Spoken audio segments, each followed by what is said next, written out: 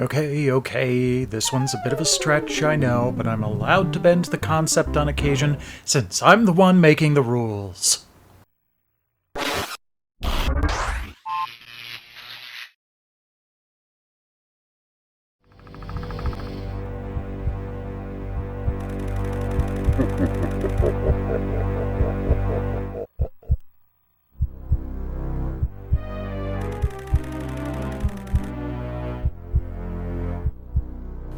Alien vs. Predator was a spin-off crossover between the two 80s action thrillers that first came to being in a Dark Horse Comics series around 1990. The two ancient enemies slugged it out across the Earth as a sort of prequel to the Alien movie franchise. Though it wouldn't actually hit movie theaters for another 14 years, there was a theatrical nod to the series in the form of a xenomorph skull among the trophy collection in Predator 2. Before it ever hit the movies, though, it had a field day in the video game sphere.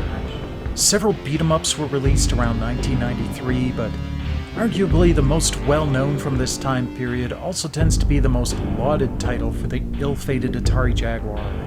Simply titled Alien vs. Predator, this early game by Rebellion Developments took the series in a new direction, the first-person shooter.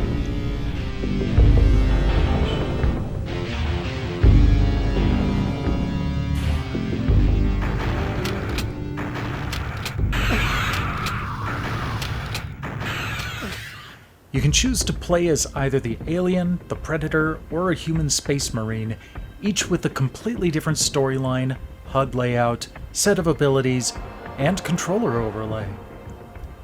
The predator's task is pretty straightforward. Kill the alien queen and claim her skull for your trophy. You can move freely about in the base, though you're too beefy to fit into air vents like the alien and marine can.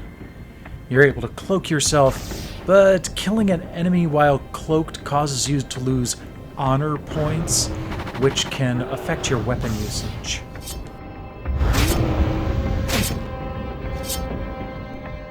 The alien's task is to protect her queen. She can't use elevators, but can skitter through air ducts. Unlike the human and predator, the alien can't heal herself, but can cocoon enemy humans, so that when she dies, she respawns from their now bloody corpses. Kinda cool, but pretty gruesome. The Marine works like a less beefy predator.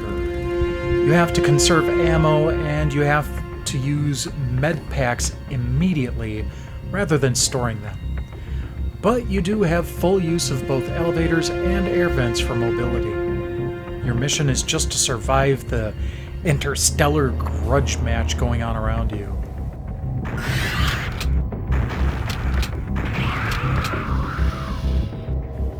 Just as there have been numerous video games based on this IP, there were quite a few board games as well, but today we'll be focusing on a rather unique one, AVP Battle Dice, a variation on the well-known Yahtzee.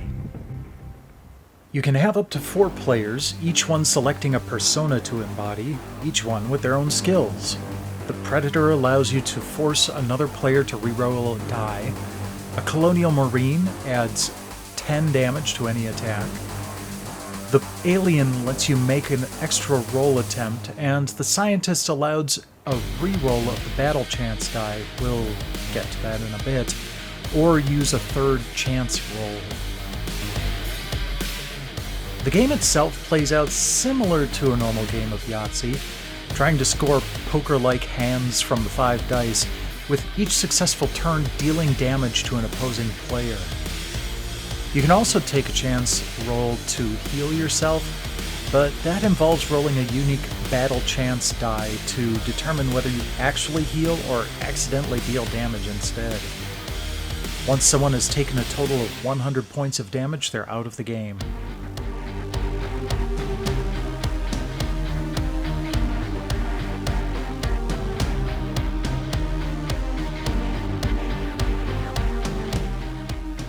That may sound like a lot, but man, Infamous and I whipped through our first round so quickly we decided to take a second crack at it. He won both rounds, though I made a better run at the second try. It all came down to the special skills in the end. Full house. And I have no defense. Like, that's the only thing, is the Marine is really built for attack. Yeah. But you got actual defense to work with. So... Thanks for dropping in this week for a look at a handful of what's available for this ambitious crossover. Which is your favorite piece of AVP media? Let me know in the comments below or on Twitter at TesseractUnfold. Meanwhile, please like, subscribe, spread the word, and I'll catch you again next week.